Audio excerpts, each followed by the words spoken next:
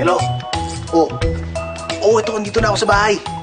Oo naman, nag-enjoy ako. Oo, nang babata kaya. Oo. Andiyan pa rin ba kayo?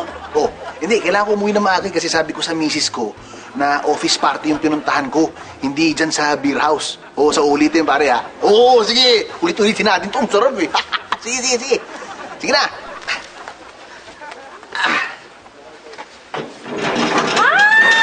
Sandali.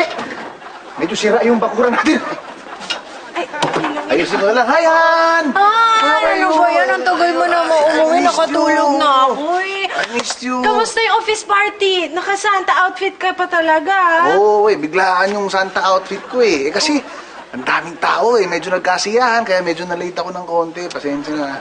Sayang naman, hindi ako nakasama. Yun na nga eh.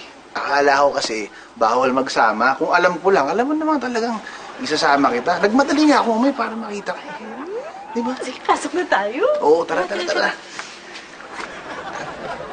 Ano? Ha? Bakit? Masakit ba yung likod mo? Ano masakit sa'yo? Bakit masakit? Hindi.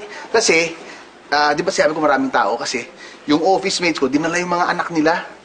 Yung mga anak nila biglang nagtalunan sa akin. Tapos nagkandong.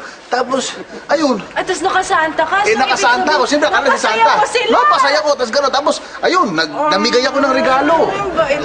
Laki ng ginastos ko eh. Pero siyempre, para sa mga bata, nagbigay akong pera. Alam mo na, share the blessing. Sweetheart. Naku naman. Ang bait ko talaga, no? Patingin na nga. Ano ba yung mga regalong pinamigay mo? Ha?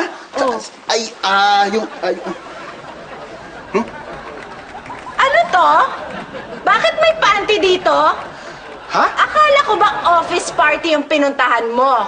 Ano ka ba? Ano ka ba? Hindi panty Ano yan? to.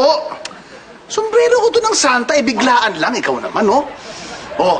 Sombrero ni Santa. Oo. Pues, diyan ka matulog, ah. Nako, bata pa lang. Diyan ka mag...